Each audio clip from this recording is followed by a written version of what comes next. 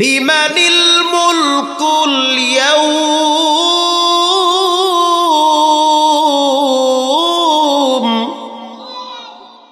লিল্লাহিল ওয়াহিদিল কাহ্হার।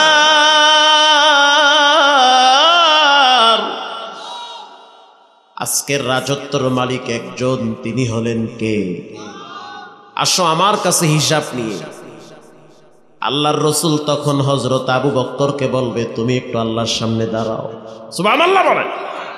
তুমি একটু যাও। চেরাবে মসজিদে মেহরাব মেম্বর, আবু বকর ওমর ওসমান হায়দার। মারহাবা, তুমি একটু দাঁড়াও। আবু বকর বলবে, আল্লাহর হাবিব, আমার ভয় লাগে। আমার আব্বার নাম কুহাফা, ইসলাম কবুল করেছি আপনার হাতে হাত রেখে। জুলুম, অত্যাচার, নির্যাতন সহ্য করছি। আপনি মেরাজের সফর থেকে আসার পরে বেঈমানেরা অস্বীকার করেছিল। সর্বপ্রথম আমি বলেছি রাসূলুল্লাহ সশরীরে আল্লাহর জান্নাত ভ্রমণ করেছে, কোনো সন্দেহ নাই। মক্কার বেঈমানেরা আমাকে বাইতুল্লাহর চত্বরে লাঠি দিয়া পিটাইতে পিটাইতে রক্তাক্ত করে ফালায়া রাখছে। তারপরও আমি আপনাকে কলিজা দিয়া ভালোবাসি। হিজরতের রাতে আমি আপনার সাথে সফর সঙ্গী হয়েছি। অন্ধকার গুহার ভিতরে আমি আপনার সাথে ছিলাম, চতুর্দিক থেকে পাহারা দিয়েছি। কিন্তু ইসলাম কবুল করার আগে তো আমার জীবনটা উল্টাপাল্টা ভাবে কেটেছিল। যদি আল্লাহ সেই দিনের কথা জিজ্ঞাসা করে, না জানি আমার অবস্থা কত করুণ হয়ে যায়। ভয়। আল্লাহর রসুল বলতে আছে, আবু বকর, টেনশনের কোনো কারণ নাই, কারণ রব্বুল আলামিন তোমার ব্যাপারে সালাম পাঠিয়েছিল। সুবহানাল্লাহ। আসতে আল্লাহর সামনে একটু দাঁড়াও। প্রথমে আল্লাহর সামনে তোমার হিসাব পেশ করো। আবু বকর রাদিয়াল্লাহু তাআলা আনহু আল্লাহর সামনে দাঁড়িয়ে যাবে। অন্য এক হাদিসে আল্লাহর রাসূল বলেন, কিয়ামতের ময়দান এমন একটা কঠিন ময়দান, কানা মিকদারুহু 50,000 সানাতিম মিম্মা তাউদ্দুন।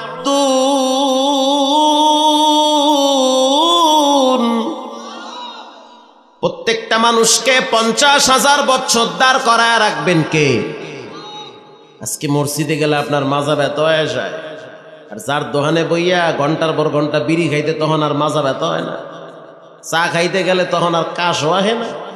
আর মসজিদে কি ইমাম সাহেব কেরাটটা লম্বায় লইলেই কাশ শুরু করে, তাড়াতাড়ি করেন। আছে না নাই?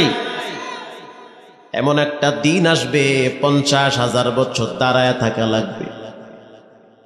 আল্লাহ তাআলা বলেন, কেউ লড়তে পারবে না। রাসূল আপনি জানায় দেন। এবার রাসূলুল্লাহ হাদিসে বলেন, বুখারীর হাদিস, লা তাজুলু কদমা ইবনু আদম ইয়াউমাল কিয়ামাহ হাত্তা ইউসআলা আন 50 আন উমরিহি ফিমা আফনা। প্রত্যেকটা মানুষকে দাঁড় করানো হবে খালি পায়ে। কি পায়? খালি পায়। যেই জায়গায় দাঁড়ায় থাকবে সেই জায়গাটা হবে তামার জমিন। মাটিতে বসে আছেন, বড় আরামে আছেন। এমন একটা দিন আসবে, সেদিন তামার জমিনে দাঁড়ায় থাকা লাগবে। আল্লাহ পাক কোরআনে বলেন, সেই দিন সন্তান কাজে আসবে না, সম্পদ কাজে আসবে না। এটাও রব্বুল আলামিন কোরআনে বলেন, ইয়াউমা লা ইয়ানফাউ মালু ওয়ালা বানুন।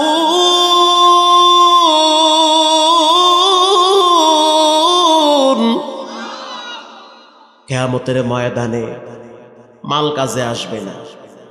কলিজার টুকরা সন্তান যারা নিয়ে বয়া বয়া কার্টুন দেখেন, নামাজ পড়েন না, খেলাধুলা করেন, কাজে আসবে না।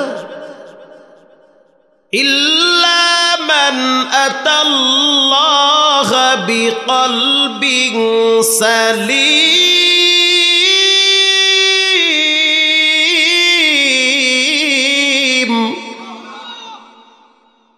এতগুলা মানুষ যদি আল্লাহু আকবারটা গলা ছাইরা বলতেন ভালোই লাগতো শুনতে। আওয়াজ দিয়ে ভলিউম বাড়ায়া বলেন আল্লাহু আকবার। মাশাআল্লাহ। আপনারা কি ঘুমায় গেছেন? তো সুবহানাল্লাহ, আলহামদুলিল্লাহ, আল্লাহু আকবার বলতে এত কষ্ট কেন? হাবিবুর রহমান যুক্তিবাদী সাহেব বয়স তো 85 পার হয়ে গেছে গা। অপারেশন করার জন্য গেছে তিনি একবার জাপানে চিকিৎসা করার জন্য। যেই ডাক্তার তাকে চিকিৎসা করবে ওই ডাক্তার আবার বাংলাদেশি ডাক্তার, ইবনে সিনায় বসে, সম্মানী মানুষ, ধার্মিক মানুষ। এখন হাড়ের এখানে মেশিন লাগায় দেখলো যে হাড় টং টং করবার লাগছে। কেউ মৌলবি সাহেব আপনার হাড় দেখালি খটখট করতেছে, ব্যাপারটা কি? মানুষের বাড়ি খায়াল এত তেল তেল হয়ে গেছেন গা। যুক্তিবাদী সাহেব বলতে আছে যারা আল্লাহর জিকির করে, তাকবীরের আওয়াজ দেয়, আল্লাহর রসুলের রিসালাতের আওয়াজ দেয়, ওয়াহদানিয়াতের আওয়াজ দেয়, তাদের হাড়গুলো স্ট্রং থাকে। এবার একটা তাকবীর দিব, দেখবো আপনাদের ভলিউম কত দূর আছে। নারায়ে তাকবীর। মাশাআল্লাহ। ইলেকশনের সময় তো অনেক চাচারা দেখি কাঁপায়া ফেলায়। একজনে কয় মার্কা আছে, চাচা কয় না থাকলে বিড়ি আইছে করতে। আছেই তো। কোন সে মার্কা? ট্রাক। মানে শুদ্ধ করে বলে, ফুল পিকআপ বাড়ায় কয় ট্রাক। আরো জোরে ইগো। আর ওয়াজে বইছে কই চাচা সুবহানাল্লাহ কোন কে জিব্বাটা আইবার যায় না, সুবহানাল্লাহ। আরো স্ট্রং ভাবে বলেন সুবহানাল্লাহ, আইবার যায় না ভিতর দিয়া, করুম কি প্র্যাকটিস তো নাই। এজন্য সুবহানাল্লাহ, আলহামদুলিল্লাহ, আল্লাহু আকবারের প্র্যাকটিস চর্চার দরকার আছে না নাই?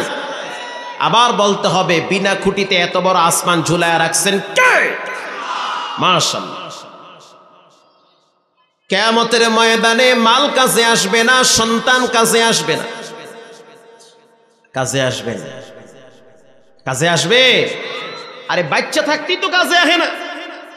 বাফেরে বিসমিল্লাহ ছাড়া কোরবানি দিবার চায় মায়া বলারা। বাগের হাটে বাবার লাশ ফালায় রাখছে সম্পদের লোভে। ঢাকা শহরে উকিল সাহেব 3 মাইয়ে পোলা, 3টা কানাডায় থাকে, অনেক শিক্ষিত, বাপরে বৃদ্ধাশ্রমে ফালায় রাখছে। মিয়া কদ্দুর শিক্ষিত হয়ে গেছেন কা আপনি? এবার বলতে হবে সব ক্ষমতার মালিক কে? মাশাআল্লাহ। ছেলে মেয়েদেরকে দিন শিখান, মেয়েদেরকে আল্লিমু বানাতাকুম সূরাতান নূর, কোরআন থেকে সূরা নূর শিক্ষা দেন।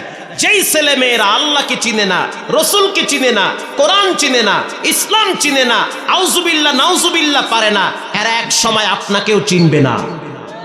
এটা লেখা রাখেন স্মরণের অক্ষরে। চিনবে না আপনাকে। আপনার নাকের ডগায় চুনকানি লাগায়া আর এক বাদাম মেপলার লাগে সেই ভোগা। এবার বলেন সব ক্ষমতার মালিক কে? মাশাআল্লাহ। রাগ করতেছেন আপনারা? আল্লাহর রাসূল বলেন কিয়ামতের ময়দানে 5টা প্রশ্ন করা হবে। কয়টা? এর ভিতরে 1 নম্বরের প্রশ্ন হাত্তা ইউসআলা আন খামসিন আন উমরিহি ফিমা আফনা। ও যুবক, তোমাকে একটা লম্বা হায়াত দিয়েছিলাম, এই হায়াতটা রাস্তায় ঘুরে ঘুরে কেন নষ্ট করলা? জবাব পৃথিবীর কোথাও না দিলেও তোমার রবের কাছে জবাব দেওয়া লাগবে। ডাইনে বামে তাকায় দেখো কত তরুণ নওজোয়ান যুবক বাঁচতে পারে নাই, অসুস্থ হয়ে বিছানায় পড়ে আছে, মৃত্যুর দরওয়াজায়। আবার কত যুবককে রব্বুল আলামিন অল্প বয়সে কবরের ভিসা ধরায়া দিছে। আবার কত যুবককে রব্বুল আলামিন ক্যান্সার দিয়া বিছানায় ফালায়া রাখছে। আবার কত যুবককে রব্বুল আলামিন হসপিটালের বারান্দায় ফালায়া রাখছে। অতএব হায়াত তোমার বাবার সম্পদ না। এই যে শ্বাস টানতেছি ছাড়তেছি, এটা আমার আব্বার দেওয়া না, এটা একজনের দেওয়া। চিৎকার মেরে বলেন তিনি হলেন কে? এজন্য আল্লাহ কোরআনে বলেছেন সাবধান, কুল ইন্না সালাতি ওয়া নুসুকি ওয়া মাহইয়ায়া ওয়া মামাতি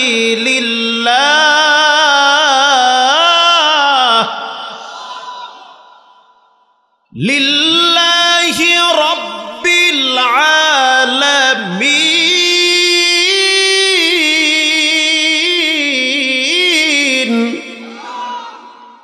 আমার নামাজ, আমার কোরবানি। এই মাহমুদুল হাসান, টাইড হয়ে যাও তুমি। তোমার ডাইনে বামে বহুত মানুষ কাইতে পড়ছে, বহুত রে তুমি চোখ দিয়া দেখছো আল্লাহ ভিক্ষার পট হাতে ধরায় দিচ্ছে। বহুত বড় বড় জমিদার, দফাদার, ডাক্তার, মাস্টার, ইঞ্জিনিয়ার, প্রফেসরকে আল্লাহ মুহূর্তের ভিতরে রাস্তার ফকির বানিয়ে দিয়েছে। সোজা হয়ে যাও, মানুষের বিরুদ্ধে লাগবা না, হিংসা করবা না, মিথ্যা মামলা দিবা না, আলেমদের উপরে জুলুম করবা না, অসহায় উলামায়ে কেরামদের উপরে নির্যাতনের স্টিম রোলার চালাবা না। সাদাকে সাদা বলবা, কালাকে কালা বলবা, যার যার সম্মান তার কাছে রাখবা, কারো ইজ্জত নিয়ে টান দিবা না। তোমার ঘরে তা না হলে আবু জেহেল পয়দা হবে। সোজা হয়ে যাও মিয়া, সোজা হয়ে যাও। ভাইরা আমার, রাগ করতেছেন আপনারা? প্রিয় ভাইরা আমার, আমার নামাজ, আমার কোরবানি, আমার বেঁচে থাকা, আমার মরে যাওয়া দুনিয়ার কোন নেতা নেত্রী, এমপি, মন্ত্রীর জন্য হবে না, একজনের জন্য হবে। তিনি হলেন কে? কত যুবক দেখি গলায় দড়ি দিয়ে খাড়ায় থাকে, কি লেগে মরছে? মায় কইতেছে এক মায়ারে ভালোবাসতে তো পায় নাই, দেখে হইয়া গেছে গা। তুমি কেন মরবা আর একটা মেয়ের জন্য? তোমার জীবন কি একটা মেয়ের ভিতরে সীমাবদ্ধ? তুমি কেন মেয়ের পিছনে ঘুরবা? যোগ্যতা অর্জন করো, টাকা পয়সা ইনকাম করো, ভালো একটা পজিশনে দাঁড়াও। হাজারো মেয়ের বাবারা তোমার পিছনে ঘুরবে, তুমি ঘুরো কা অগার ঘরের মতো? তুমি কেন ঘুরবা? যোগ্যতা অর্জন করো, টাকা পয়সা কামাই করো, বুক ফোলায়া সমাজে চলবা যে আমি সমাজকে কিছু দিতে চাই, আব্বা আম্মার মুখে হাসি ফুটাইতে চাই।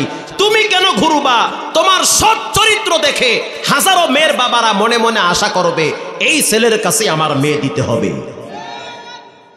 নগদ নগদ পিছলা খাতিন দেখো না কেমনে লাগে আর সোডে, লাগে আর সোডে, লাগে আর সোডে। কয়দিন পরে দেখি বাথরুমে গিয়ে হারপিক খাইয়া মইরা থাকে। কিও ভাই, কথা ঠিক না বে ঠিক? প্রিয় যুবক ভাইয়েরা, আল্লাহর দ্বীনের পথে সময় লাগাও, ইনশাআল্লাহ বলেন সুবহানাল্লাহ। আমার তো মাইরা লাইবেন পোহা দিয়ে আপনারা। ভাইরা আমার, আল্লাহ রাব্বুল আলামিনের সামনে হযরত আবু বকর দাঁড়ায় যাবে। আবু বকর দাঁড়ায় যাবে, চোখের পানি ছেড়ে কাঁদবে আর বলবে, আল্লাহ অতীতের কোনো বিষয় নিয়ে ধইরেন না, ধরা খায় যামু। আল্লাহ পাকের মেজাজ রাগ আবু বকরকে দেখার সাথে সাথে ঠান্ডা হয়ে যাবে। আরে তুমি আবু বকর, কোহাফার বেটা আবু বকর? হ্যাঁ, তুমি তো আমার প্রিয় নবীর হিজরতের সাথী। এক রাতের আমল এক পাল্লায় করলে, সারা পৃথিবীর আমল আর এক পাল্লায় করলে তোমারটাই তো ভারী হয়ে যায়। যাও, তোমার হিসাব লাগবে না, বেগাইর হিসাব, হিসাব ছাড়াই তুমি জান্নাতের মেহমান। প্রিয় ভাইরা আমার, কিয়ামতের ময়দান হবে কঠিন ময়দান। সূর্য মাথার কিনারায় চলে আসবে, কেউ কাউকে পরিচয় দিবে না, কেউ কারো দিকে তাকাইতেও পারবে না। রে যুবক, এমন একটা দিন একজন মানুষ তোমার পক্ষে পাবা, তিনি হলো তোমার আমার প্রিয় নবী মুহাম্মাদুর রাসূলুল্লাহ সাল্লাল্লাহু আলাইহি ওয়াসাল্লাম। মাকামে মাহমুদে সিজদায় পড়ে কাঁদবে।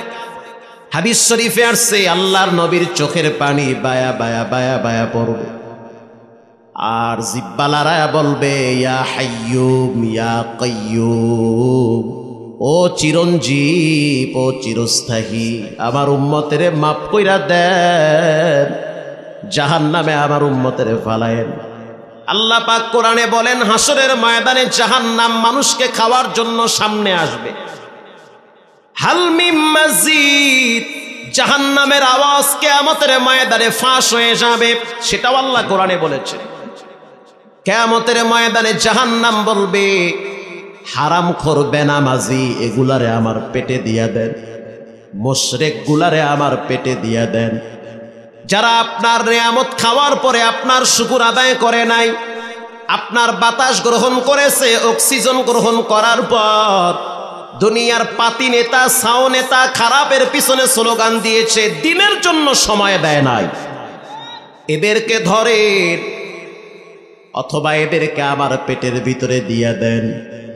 আল্লাহর রসুল বলেন, জাহান্নামের ফেরেশতারা ৭০,০০০ শিকল লাগায়া জাহান্নামকে পিছনের দিকে টান মারবে, যাবে না। ইন দি মিন টাইমে রব্বুল আলামিন কিছু পানি জাহান্নামের শরীরে মারবে। আল্লাহু আকবার। জাহান্নাম একটা কত করে আওয়াজ দিয়ে পিছনে দৌড় মারবে। প্রশ্ন করা হবে, এটা কিসের পানি?